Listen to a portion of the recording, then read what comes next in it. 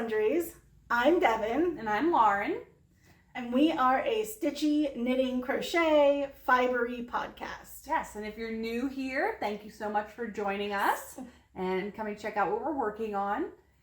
So we'll be sharing whips, finishes, but before we get to that, we have a little miniature update. Yes, we have some stuff, very minor stuff going on. Mini administrative segment. So our next episode is going to be on a 3-week delay, which is not our normal. We're usually a 2-week podcast. Yeah, I was going to say 3-week delay. No, it's going to be delayed by 1 week. Well, 1 week, sorry. There will be 3 weeks between 3 weeks the next between episode. podcasts, I guess, is what I meant to say. Sorry, guys. Yeah. But, I am going on a vacation that I had planned for over a year. Yeah. I know we're not supposed to be doing that during COVID, but I'm going to Maine. I'm staying in a house. It's entirely outdoors-based vacation. There will be no peopling of any kind. I don't even use public restrooms. I'm too scared. I can't do it. I'm just not going to pee. It's just not going to happen. Oh, God. You've been planning this vacation for over a year. Yeah. Maine has been really good about, you have to be tested before you go. Yeah. They do a lot of contact tracing. They've made it clear that it's okay to come, but take precautions. And they're really super serious about it. Yes. And we are... we've done this vacation a couple times before, and when we go, we aren't going to the shops. We're not going to like party hardy or anything like that.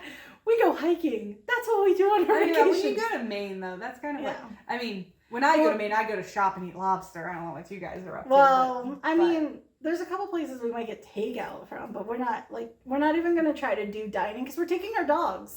Yeah. So, yay. Yeah, but that'll be nice. That'll be a nice getaway. Take a week off. The coronavirus has made it difficult to take time off work. Yes. Because there's nothing to do. There's no excuse to take off. So taking a week off, getting away. And Maine is such a wonderful place. We've both been several times. It's, it'll be relaxing. And that's what it's supposed to be. So... The one major thing I have to do in order to go to Maine is pick out my knitting. Right? That's important. Pick out the projects that are going with you. That is super It's very important to me. I've always taken knitting to Maine. And I think this time I'll even have more time to knit than before because everything's closed. Yeah. Your dad, don't worry, your dad will drag you up a mountain or two. Oh my God. He might. Ugh. Well, anyway, what have you been up to? Not much. I thought I would have all this extra time with the holiday weekend, and it just hasn't happened. I thought I'd have whole days of working on projects, and it just didn't happen. We've been dealing with anybody that knows me. I have a basement flooding saga that is still ongoing. It's so sad, but it's been 5 years of dealing with trying to keep water out of my basement, but. That's neither here nor there, but it's just that, and we've had a big family cookout for Labor Day, which was super fun, and just stuff keeps coming up, so you're like, I'm gonna make all this progress. No, I was even planning a new start, didn't happen. Actually, I need to get with you because I think it's time to go do some yarn shopping, and I know that's your favorite thing in the whole world, so we'll be getting together to do some yarn shopping. Yeah, well, that's exciting. Yeah. But not much going on with me. You won't see much progress from me this time. It's just life happens sometimes, guys, and you just gotta go with the flow. Yeah, It does happen. You get busy, stuff comes up, family obligations, whatever. But basements. I'm lucky right now that my family is very outdoorsy. So all of my family members are out camping. So there's been no get-togethers. Yeah. It's been, everybody's out doing their own individual camping trips. That's good. I was going on a few with them, but now I think the last 2 weekends they've gone on their own, and I'm just like, guys, I can't camp anymore. I need a break. Yeah. So I need a break so I can get ready for my vacation. Yeah, maybe. Whatever excuse I can use. Yeah, exactly. We both have super humongous families that are super awesome. But you spend every weekend with them and suddenly you're like, loneliness is overrated. Yeah. But so while I've been on my own kind of for the past week. Ooh, we have a finish. I have a finish. So I don't know what that dance was. it was adorable is what it was. This is the correct side. This, y'all, is my Stephen West Exploration Station shawl. This is so pretty. I love this gold scalloped edge. Yes. Like, that just finishes it for me. It really is beautiful. It was a lot of fun to work on. I actually really enjoyed this. It's not a hard knit. Probably the hardest part of it is this section here is brioche. But I love brioche, so I didn't struggle with it. I actually struggled with this section, which is slip stitches. For whatever reason, I couldn't count my slips correctly. Oh, man. Counting lately, I don't know if my brain has just been so fried.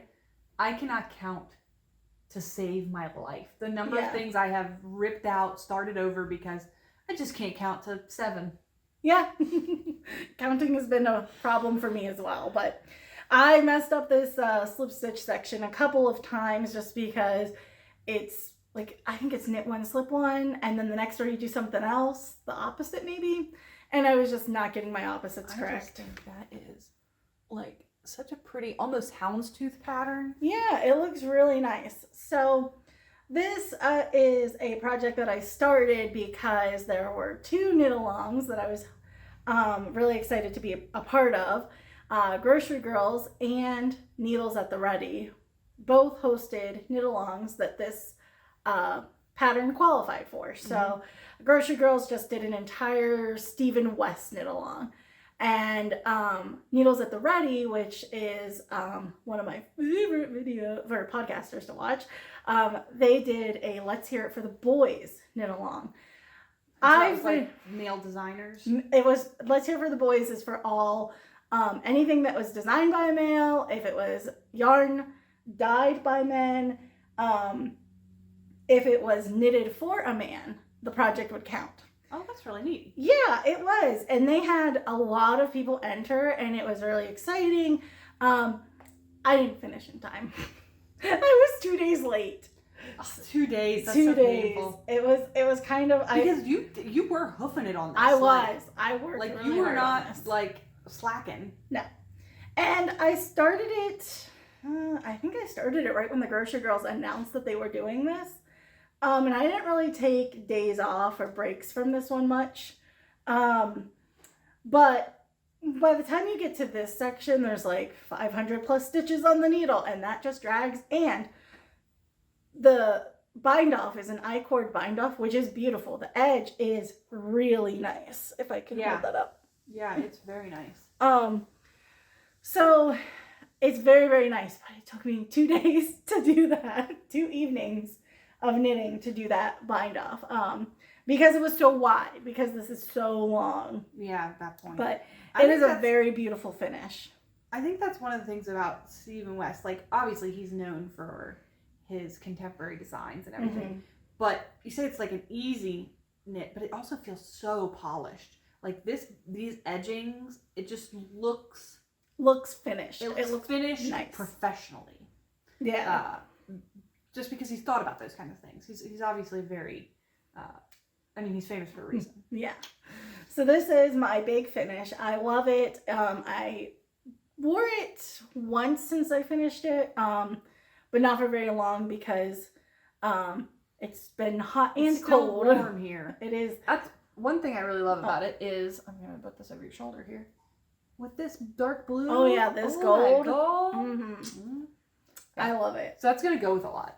And it's very all seasonal. It has pink in it, which is, pink is like my staple in my wardrobe. Yeah, it's your neutral. It really is. I wear it all the time. So that is going to go perfectly with like half my wardrobe. Yeah. So. I don't have any finishes. I'm planning a new start, which I'll talk about when it actually gets started. Mm-hmm. I have worked on the blanket, but the blanket is, I'm not going to update you guys on that very often. Do you have any whips? I do have whips. I have 2. So, I'll show you one that's going rather quickly. It's insane how quickly this is going. I'm so excited to see. I get to see updates too when we do this. So. Yeah, we don't actually craft together as much. So we do virtual craft nights every once in a while. Yes, but so this is she our doesn't chance to get together. to see all the stuff that I work on all the time. So Lauren's going to insert a picture here of the Forest Path Hap pattern. It is beautiful. It's by Patricia and Fortune. That sounds right. Yes. It's a beautiful pattern. I love it. It is super woodsy. And so this that yarn is. Yeah, so this is my she has you do like these periods of moss stitching, and then there's these little like loops on the edge, and then the edge is all moss stitch. That is just lovely. Yeah, and it actually comes to a point, like if I hold it this way, this is the shape that it's going to be. So this is the top, this will go on your shoulders, and then this will go down your back, and it will be a triangular shawl. It is so cute, and I love how rustic this yarn is. Yeah, I was gonna say, it is definitely... It's a woolly wool. It's a woolly yarn. It's a woolly yarn, but it's not it doesn't feel scratchy. I wouldn't call it scratchy, but it is stiffer. It's got more of that grip of a rustic wool. And it will soften, as all things do when you block it. But it's going to hold its shape, right? It is going to hold its shape. I did not test a swatch or anything. I don't swatch knit for shawls. I only swatch for sweaters, but I haven't tested this to see how much it'll soften, but this is not my first rustic wool to knit with, and all of them have softened to a point that has shocked me. But yeah, it is really nice. Really love it. I love this green, and I love that it has like hints of brown in it. So yeah, it's a beautiful model of the brown and the red and the yellow and the green. Yeah, and I'll tell you a little bit more about this yarn. So this actually came from Lovely Yarns in Baltimore. They are an adorable little yarn shop that we were able to go to a couple weekends ago. And I bought, it's called the Fiber Co. and it's called the Lore Base. I don't remember the fiber content of it, but it is 100% wool. And the color is called Earthy, which is perfect for what it is because it is so earthy feeling. Yeah, it's definitely. So I really like it. And this is the one that's going to have the picture I put in earlier. You can see the trees, the pine trees. Yeah, so there's a Shetland lace in this pattern, and that is the trees, which will be my first time doing any Shetland lace. Kind of excited about that. It is all the way at the bottom though, so it'll be a while before I get there because I need to like double this in size before we're there. So you are making like major progress. This is my easy knit right now because my other whip, which I'll show you in a minute, is kind of at a hard part. So I do want to mention these little stitch markers, which I don't know if you can see. Other side. It's a little honeycomb. They are from Firefly Studio. They are super cute, and we're gonna link everything below in our show notes. And they're super cute, and they came with this little bee, which I love. And I'll hold the bee up. I gotta stretch. Is the bee visible? Nope. You're too far. There you go. When the shawl is in front of my face, I can't see. Can't tell where the camera is. So, anyway, it's an adorable little bee stitch marker that I love. And I really like these stitch markers because some of the ones that I have a lot of plastic ones, and for whatever reason, when I'm knitting, they just ping off my knitting, and then I'm chasing stitch markers across the floor. Whereas the metal ones are not so pingy, so just thought I'd mention that. And they have a lot of cute stuff. Their shop is very nice, and so go check them out. There's lots of dream stitch marker acquisitions in that shop. Yeah, just notions and fun stuff. And they have little tins that you can put your notions in that have a magnetic strip, so you won't, when you open it, they're not going to just spill out everywhere. Yeah, go everywhere. Which is nice. Yeah. I don't have one of those yet, but it's on my list. This bag that I'm keeping it in is a really cute... That is a cute bag. I don't remember the style name of this bag because it just goes over your arm like that. Or I use this on the arm of chairs a lot. Oh, yeah. And it is by Cottage on the Hudson. I got this when I went to Rhinebeck last year. And it's got this adorable little bunny rabbit. Oh, and on the other side, it has two little pockets. Two little pockets. Very cute. Yeah, that's my cute little bag. So that is my go-to whip right now. Driving, well, I'm not driving, but when I'm in the car, it's my car knitting. Yeah. So it's been something that I'm just like making some progress on. That's awesome.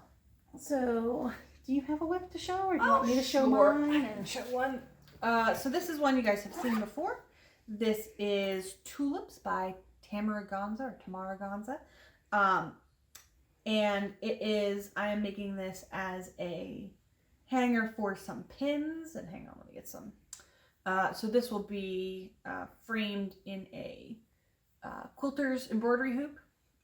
And I have made some progress, not crazy huge progress, as I said. It's just been a crazy week. But last time, I'll just hold this up here. Last time I saw it, that is so I was pretty. right here. I hadn't quite started these. These are the edges of the tulip are coming up. This has been I probably put 2 or 3 inches on it. I'm now halfway done. So this is going to double in size. Wow. So I will have this, it will be huge. But the thing I am really loving is this is a really fun pattern. It is challenging. It is not something that you just sit and, it's not TV crochet, around. that's for sure. Not really. Once you get like 2 or 3, so there are 8 of these tulips in all. Mm-hmm. Once I get 2 or 3 of them, I've gotten the groove and I can go all the way around.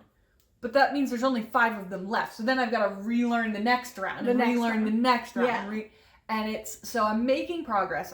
This is probably only a night of stitching.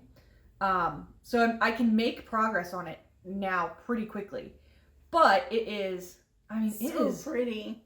And it's so, like, there's a lot of dimension to it. It's not just going to be a flat thing. It's not flat at all. It is so textured and layered. I love the layers in it. Yeah, so it's a lot of fun. I am currently, I think this is the bottom of the tulip, and then right here in between each will be a kind of 4-leafed, there it goes, kind of a 4-leafed leaf, 4-leaf plant of some kind, and it's just very pretty. I'm really enjoying it. It's super cute. It's a free pattern on Ravelry, and it's got a fantastic tutorial to get through all her complicated stitching. So I've enjoyed it. It's fun. And it is. I love that color, that antique lace color. Oh yeah, that's gonna be really pretty. It's so pretty. And this is a piece that is, get all my crud back in the bag. This is a piece that is going to show off some mementos for my mom and grandmother, both of which have passed away. And I'll be framing it in one of my grandmother's quilting hoops. So it'll be a really nice. That is awesome. It'll be a really nice, like, memory thing. Yeah. So, we've got crafting runs deep in my family apparently, which is so funny because I never remember my mom doing. That's not true. She sewed a lot. She was the one person in our family that could use a sewing machine. Yeah. So she sewed a lot. But it's gonna be a lot of fun. So it'll be nice to have something of both of theirs. Yeah. And it's gonna go up on my wall, probably right over there. That's awesome, Lauren. It is gonna look so good when it's done. So yeah, I'm excited. I like that mug. Oh, thank you. It says, keeping with our bee theme, it says, "Be kind." Oh. Where'd you get that one from? Tractor Supply on the Really? discount shelf. As we ran through to get dog food, I'm like, I need that. I'm the queen of the impulse buy. Oh yeah. Well, I have one more whip. And it is the opposite of the scratchy wool. It's flooftastic is what I'm calling it. It's so fuzzy. So let me scoot forward here. It's so fluffy, I'm gonna die. So I am working on the Love Note, which is a sweater by Tin Can Knits. If anybody's keeping up with the Grocery Girls, they show one every week, I swear. So this is mine, and I'm not very far, and you can't see much, but if I just hold one layer of it here. I'm starting the lace motif. Mm-hmm. This yarn is so pretty. This is Dancing Leaf Farm. Mm-hmm. I got it from the Maryland Sheep and Wool Virtual this year. It's called Petals, and I'm using her sock hop base with her halo base, so you can see this super fuzzy mohair. Yeah, and they're both petals. They're both dyed to go together, right? Yeah, both are the same color. They're petals. I'm gonna get the balls out here in a minute. So if you want to hold that for me. I can hold. Hang on, it's caught on my Oh my goodness. I don't know how that happened. Because we're crammed on this tiny sofa in my dining room. Yeah, so, and I'm keeping it in, this is my bag from the Sewing Box, which is a shop from Somerset. PA. Yes, which Somerset, is PA. literally the best quilt shop I've ever been in. It's such a cute quilt shop. And then I'm keeping the balls organized in my Wuthering Sheep bag. Your ball maintenance bag? My ball maintenance, yeah. Here's her little tag. You can see that. But it just says, I don't even know what it says. You are my sunshine, little butterflies. And it has this little divider inside with a spot for notions, but I don't have any notions to keep in there for this project. But it has, what I like about it, that is helping me control the mohair, is it has this little tabby dooter that is magnetic that I've threaded the mohair through. Oh, yeah. And it's holding that so I'm not dealing with tangles. And while the mohair ball is ginormous, as you can see in the bag, it's pretty sizable. Yeah, I remember you spun that up. Yeah. And that's not all of it. It was 900 yards. It was one skein, 900 yards. And I had to wind it into 3 separate balls because it was so unmanageable at 900 yards. But anyway, the little magnetic strip here is going to keep this, as the ball gets smaller, that's when mohair gets unruly. Gets a little tangly and sloppy. But this should help keep it controlled. That's the goal. But so far it has been working so well in this sweater. I did do a swatch and I wish I would have brought it, but I can't find it. I lost it. I don't know when I lost it. I don't know how I lost it. I don't know where I lost it. Swatches become coasters in my house. That's what I use them for, but I can't find it. Like I packed it up to show it to somebody and I must have lost it somewhere because it's their house. It went to their house. Maybe it's in the trunk of my car. I don't think so, but anyway, the swatch is gone, so I can't show you guys that. But so I will say about the project, I struggled to get gauge on this. I got stitches across gauge, which I don't remember, 16 maybe. But my row gauge is off by a lot. Ooh. You're supposed to have 19 rows or 22 rows and 4 inches. I have 19. So for some reason, I have really tall stitches. You do say that you knit looser than most people. I do, but normally I would think that would affect the number of stitches per inch instead of the rows per inch. I didn't really have any other needles in the same size because they say I read to try I could try different material needles, like wooden needles I might knit differently on than the Chalgoon metal needles, and I don't have those, and I wasn't really gonna buy more needles, so I'm just gonna see what I can do to make it work. I am measuring as I go and doing a lot of math. There is so much math, so I will link an article below who I can't remember who it's by because I'm a terrible person, but she has done a lot of the math for you to figure out what to do when your row gauge is significantly off, which that is really awesome. 19 to 22 seems significant to me. I mean, that's 3 rows. That's not small. Yeah. So one thing I might do is you have options with this lace section. The pattern calls for 2 repeats. I might only do 1. I'm not sure. I'm going to do 1, see what it looks like, measure it, evaluate. So it's kind of a little guesswork until I get there. But I'm reading an article about the math of gauge. So and books. So just asking about the pattern a little bit. So there's this lace work, and then you get to a point in the sweater where you're just going to length and you can readjust. Yes, but I don't know. What I'm not sure about is what my row gauge is going to do to the armpit area of the sweater, because this is a raglan, and I do need a certain number of increases that you do in the raglan. It'll be right here. That is rows at a point that's just row count. So I don't know how bad my gauge is going to mess that up. So I'm going to So that's why you go slow and you do lots of tests and you do lots of math. And I might have to pull it back and we'll see what I do from there. Yeah. But that's an interesting thing you don't hear about that I know people struggle with. Is like, I've got to adjust what I'm doing because I just can't get the gauge exactly right. And you could like mess and still not get the gauge exactly right. So you've got to learn to adjust on the fly, do that math, make those adjustments. Yep. So this blue here, I assume, is just to hold your body. This is a provisional cast on. So part of the design of the pattern is you cast on just a few stitches to start the neckline, because this is the top of the sweater and it's curling bad because stockinette does that to you. But this is the top of the sweater. So this is my provisional cast on. You knit the whole sweater and then you come back and you pick this up and then you get to kind of try it on as you go to knit up the neckline. And a lot of people have talked about how much they like that because then they can kind of get the neckline that they desire. So I'm trying it and we'll see. But I do know a lot of people have also just said, not doing that, and have done their own cast on. Yeah.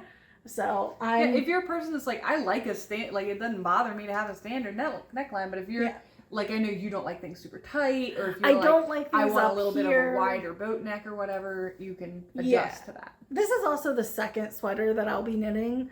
So I don't know enough about what I like as far as a knitted sweater to make a lot of decisions right now. So I'm following what they recommend and then I'll go from there. I'll talk about in our other podcast. You have to start with the pattern and then you learn how to fudge it up. Yeah. How to mess around improvise. With it. Yeah. All right. So that's all my whips. That's our whips, and oh my goodness, we don't have much. It's been a crazy couple weeks, guys. It has been. It's gonna be a crazier couple weeks coming up. So put my floof tails in there. Anything else we want to talk about today? I think that's all I've got to show. I'm a little light on acquisitions this week. Yeah, it's also been a busy and I'm like budget friendly couple weeks. So yeah, we've been a little less spendy, but we did forewarn you guys that would happen. Yeah, we just went on all those trips, and I think we needed time to recover. Yeah. But yeah, so that's all we've got this time. I'm sure we'll have more next time. Yeah, I'm sure.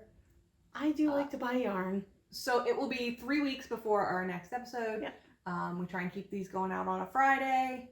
Sometimes it's midnight on Fridays, but we try. We're doing our best. We try for Friday.